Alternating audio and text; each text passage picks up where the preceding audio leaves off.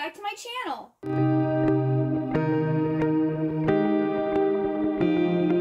Today I have my September book haul. So I'm going to be showing and talking about all of the books that I have bought in September. And these are all of the books that I've actually received. I have some other books that are on their way, but they probably won't get here until like almost at the end of September or maybe the beginning of October. So they'll just have to wait till my next monthly book haul. So yes, I have a lot of good titles here, and let's just get into this video. So the first book is my book of the month pick, which is The Love Hypothesis by Ali Hazelwood. And I had actually gotten an uncorrected proof of this and read it before it came out, and I absolutely loved it. And I wanted to have a completed edition of it, and Book of the Month was the only place that you could actually get it in hardcover. So I'm really happy that I was able to get a nice hardcover edition of this.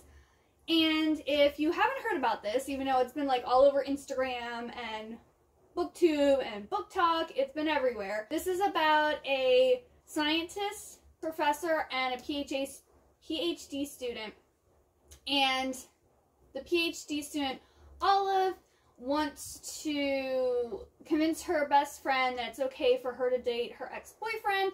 So she kisses the first guy that she sees, which is this professor who's kind of moody and not the nicest guy, and they eventually agree to fake date, and things go from there. And it's just such a cute story. It is so good, and it's so sweet, and like they're kind of awkward with each other in a lot of the situations, and I just highly suggest this book. I gave it a 5 out of 5 stars, and it's one of my favorite romances because it's just so sweet, and I love it so much. So I highly, highly, highly recommend this book. Then the third book of the Nevermore series came out in paperback. So I got the third book, which is Hollow Pox: The Hunt for Morgan Crow by Jessica Townsend. And this series is a middle grade series about a girl named Morgan who was born on this bad day, and she's prophesied to die at midnight on her 11th birthday. But she's whisked away to this other land or place and entered into these trials. And I haven't read the first book yet, but I'm guessing she doesn't actually die because there's 3 books about her. Spoiler. But yes, I'm really excited. I'm going to start reading this series in October. And yeah, I'm really excited for this. Then when my husband and I were on vacation visiting his parents, we went to both Barnes & Noble and the book outlets, and I got a book from each place. So the book that I picked up from Barnes & Noble was The Resurrectionist of Kelly Go by Wendy Trimboli and Alicia Zalaga. And this just looks really cool. It's set in Victorian London. It has a princess and a body snatcher in it. So it says, with a murderer on the loose, it's up to an enlightened body snatcher and a rebellious princess to save the city. And this wonderfully inventive Victorian tinged fantasy noir. And this just sounds really, really good. I want to try to fit this into October, but I don't know if that's actually going to happen because I have so many books that I'm planning on reading in October, and I'm also behind on my September TBR. But you know what? It's going to go up here, and I'm going to hope for the best because I actually wanted to start reading this as soon as I got it. But like I said, I was behind on my September TBR, and I had other books that I need to read. But I'm really excited for that book, and I cannot wait to read it. And then the book that my in-laws actually bought me at the book outlet is called Paper Crush, The Totally Radical History of 80s and 90s Teen Fiction. And this is by Gabrielle Moss. And this is just kind of like a history of those popular young adult series that had tons and tons of installments. They were generally probably around between 100 and 200 pages long, and they were really popular in the 80s and 90s. Boy Talk was a really popular one. R.L. Stein's Fear Street, which has recently been made into, I believe they're Netflix movies. You also have Sweet Valley High and The Babysitter's Club. All those really popular books. And I went and got my master's in library and information science with a concentration in youth literature. So I really wanted to be a young adult librarian, and having something like this I think is really good to boost my knowledge of all of the young adult literature that is out there for us to consume. So yeah, I'm looking forward to reading this, and it has some like really nice pictures and stuff in it. So they do also have this as a Kindle book, but I would suggest getting the physical copy if you can find it, because the Kindle, especially if you have the Kindle Paperwhite, I don't know if it's going to have the pictures, and if they do, they're not going to be in color. So I suggest getting the physical copy if you're interested in this book. Then I have Dune by Frank Herbert, and this is the nice like Barnes & Noble leather edition of it. Here's the end papers. And it also has like the gilded edges and the pretty like little ribbon bookmark. And I'm also planning on reading this in October because the new movie is coming out. And if you don't know what Dune is, it's like this science fiction story that's like really popular about like this world where like you want spice, and there's like this guy who, yeah, I don't really know what it's about. My husband loves this book, but I don't know if I'm actually going to like it or not. But I'm going to give it a go and see. And I don't think it has a synopsis. Yeah, there's no synopsis in this. So, but yeah, I don't know how this is going to go. I don't know if I'm going to make it all the way through it, but we're going to try. So yes, this is also going on to my October TBR. And then, ooh, I'm really excited for this one. Where Dreams Descend by Janella Angelis. And this is kind of like, if you like the Night Circus in Caraval, you're said to like this. There's a competition that's happening. It says, in a city covered in ice and ruin, a group of magicians face off in a daring game of magical feats to find the next headliner of the conquering circus. Fame and glory await the winner, but no contestant is safe when an unseen danger begins striking behind the scenes. Accidents, injuries, missing magicians. Though each act grows riskier, the show must go on, and the three entangled within the dark heart of it will do whatever it takes to keep their secrets from rising to the surface. I plan to hopefully read this upcoming week, and it's probably going to be the last book I'm going to be able to fit in for September, but like I'm really excited for this, and I can't wait because the next book comes out next month, so I'm also planning on reading the next book of this in October. Then I got Covet by Tracy Wolff, and this is the Barnes & Noble exclusive edition, and this is the third book of the Crave series, and that's basically about this girl who goes to this boarding school up in Alaska that's run by her uncle, and she has to move there after her parents die in a car accident, and she comes to find out that this is a boarding school for supernatural creatures, and someone's out to get her, and it's enjoyable. If you like Twilight, and I'd say like Vampire Academy, and like the Shadowfall series, you know, if you like schools or young adult books centered around boarding schools for the supernatural, you'd really like this series. So, yes. Then I got the third and final book in the, I think it's called the Perfect Ruin series. And this is by Lauren D. Stefano. And this is by the same author who did the Chemical Garden trilogy, which is a like dystopian novel about, I believe it's a world where people only live to be a certain age, and girls are like auctioned off to men to make babies before like they die or something like that. I haven't read it for quite a few years, but I remember I really enjoyed it, and it's like one of my favorite dystopians. It's been so long, and like there's never been a movie or anything made about it to like reinforce like the story. But this series, I'm going to read from the first book, which this is one of those series where they changed the style of the books. I don't know why they do that, but they did. So let's see what this is about. On internment, you can be anything you dream, a novelist or a singer, a florist or a factory worker. Your life is yours to embrace or to squander. There's only one rule. You don't approach the edge. If you do, it's already over. That is all it says. So I'm guessing this is another dystopian type series. And yeah, this is an older YA series. I believe, when did the first book, or the last book come out? I actually had to pay a little extra for this book. Because what, oh, actually, It's $19.99. I paid $19.99 on Amazon for it. So this book came out in 2016. So it's not super old, but it is like older because it's like the series ended like 5 years ago. But yes, I'm looking forward to reading this, and it's also, all the books are pretty short in this series, so it's probably one that can be read pretty quickly too. And then I was at Barnes & Noble just kind of looking around, and this was like out of place somewhere, and I read it, and I was like, this sounds really good. I want this book, so I decided to pick it up. It's called Seven Deadly Shadows by Courtney Alameda and Valine E. Maitani. And the back of this says, Kira Fujikawa has always been a girl on the fringe. Alternately bullied and ignored, Kira only feels at home at her grandfather's Shinto shrine. But Kira's life is shattered the night the shrine is attacked by a vicious band of yokai demons. With the help of Shiro, the shrine's handsome half-fox, half-boy Kitsune, Kira discovers that her shrine harbors an ancient artifact of great power, one the yokai and their demon lord, Shuten Doji, will use to bring an everlasting darkness upon the world. To face Shuten Doji and his minions, Kira enlists the aid of 7 ruthless Shinigami death gods. But some of the Shinigami may not be as loyal to Kira's cause as they first appeared.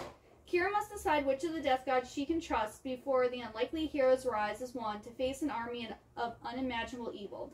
And I also believe that this is a standalone. I don't think there's, this is a one and done. But this sounds really good. Like, if you like anime or like Korean dramas, you probably really would like this. And I don't know when I'm going to read this, but I'm super excited to read this one. I'm trying to get more like Asian American inspired, like young adult literature, because I haven't been watching as much anime recently. Like, I haven't watched any in a while, and I feel like a lot of the newer stuff coming out is very like repetitive and very like the same. Like, they're just using the same tropes over and over and over again. So I'm hoping that maybe young adult literature will like be something newer and fresher and like give me that same like anime vibes that I like, but being unique. I don't know, is anyone else feeling that way about anime? Like, it just seems like it's all the same stuff with different characters. I don't know.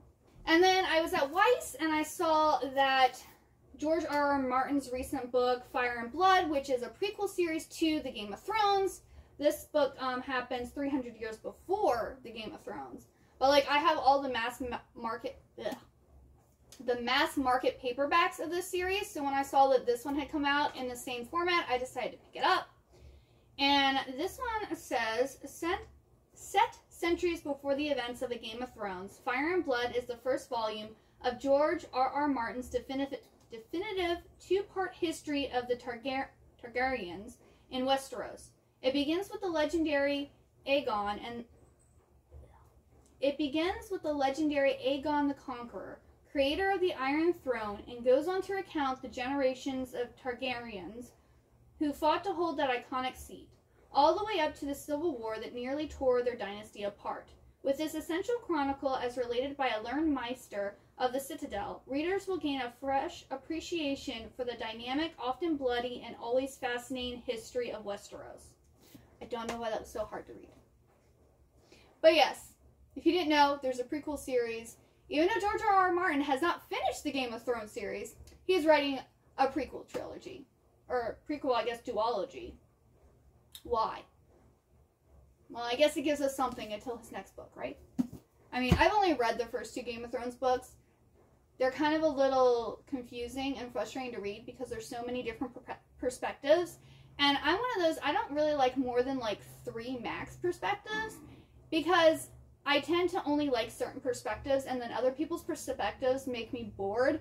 And then, like, I'm not enjoying the book once I get to certain people's perspectives. So, and there's, like, I don't know, like 7, 8 plus in Game of Thrones that, like, perspectives that you're jumping between annoys me a little bit. But I'm still eventually going to read them all because, like, I don't know. I want to. I want to read it. I have no reasons. And then I was at Target, and they had House of Leaves by Mark Z. Danielewski? I think I said that right, but I don't know. And I think Target had it for the cheapest price because it was like $19.70, and then I have a Target circle card, and I got another 5% off. So I'm pretty sure like Target, if you have the Circle, or if you have their debit card or credit card and you get the extra 5%, it's the cheapest place to get this book. And I've been hearing a lot about it. It's like being hyped up right now because like it's apparently like a really scary horror, but it's also like really difficult to read, and some people get frustrated with it or are completely confused about what it's about. And I don't think I'm probably going to get to it this year. I think I'm going to save it for next October, because I have way too many books right now that I'm reading, and this is going to be like, this is going to be a time-consuming, dedicated read here. I mean, some of the pages don't have much on it, but like some of them, like they have like reading guides on how to read the story, and apparently some you're supposed to hold like the pages up to like a mirror and do different things. So this is going to be a time invested read, and it's apparently like someone started it and then other people wrote other parts, and it's like a whole bunch of people wrote this story and then they compiled it all into one, and I think it's mainly about a haunted house is what I was seeing online. So I kind of got this just for like the quirkiness of it, but I do plan on reading this probably next October. And then I'm super excited because Soman Kayani came out with his next book, and it's called Beasts and Beauty, Dangerous Tales. And this is a whole bunch of like fairy tales that have been like reimagined and rewritten. And I'm planning on reading this also this week.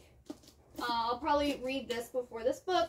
It's not that big. There's pictures in it. The writing's very large. Like, I could probably read this in one sitting and be done with it. But yeah, apparently it's really good. The School for Good and Evil, which is his series that he wrote, like his first book was The School for Good and Evil, and then it's a 6-book series. It's one of my all-time favorites. It's middle grade. I think this is also middle grade. And like The School for Good and Evil is going to be made into a Netflix movie coming out next year, I believe. So yeah, I just love Soman Kayani. He's one of my favorites, and I'm really looking forward to reading this book. And then I have a lot of manga. But a lot of my manga series that I got, I never finished collecting them because I started to get frustrated that a lot of the manga that I was collecting, either the mangaka decided to stop writing the series until who knows when, like Nana. Does anyone know when Nana's going to be ending? Because, like, it's 21 volumes and it has not been continued at all. And, or, like, Tokyo Pop went out of business, CMX went out of business, Viz quit publishing a couple. Like, there was this one called Body that has, like, 12 volumes, and Viz released 11 of them and then decided not to release the very last volume. Why? Why couldn't you just release the last one? Like, but anyway, so I was getting really frustrated that I had a whole bunch of manga series that I'll never be able to finish reading unless, like, I go online and, like, pirate them or something, which is technically illegal. So yeah, I kind of fell out of wanting to collect manga and buy manga because I didn't know what I was actually going to be able to finish reading. But one of my favorite mangakin, Arina Tanimura, actually finished her Sakura Hime series, and it's 12 volumes long, and they're all out. They're all available in America, or I should say in English. So I decided I'm going to finish buying that series. So I went and got volumes 7, 8, and 9, and then 10 was shipped separately, and I haven't actually gotten it yet. But I'm planning on probably doing a dedicated reading vlog where I just read all 12 volumes of the series because, yeah, it's so good. I've only read the first 2 so far. I was looking at Goodreads. I thought I had read more, but I only read the first 2. So I'm going to reread those and read all the others, and I'm probably just going to spend a day of reading these.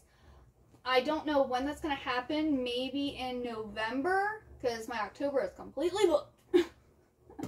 But yeah, so look forward to that reading vlog because I will be reading this, and I'm excited for it. And then the last 2, so when I became a Shadowhunters fan when the 3rd book, City of Glass, came out.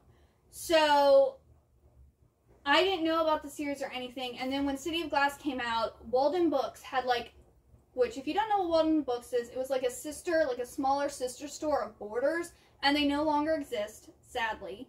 because this was many, many years ago. But they had a display of, like, the City of Glass book and, like, the other books in the series.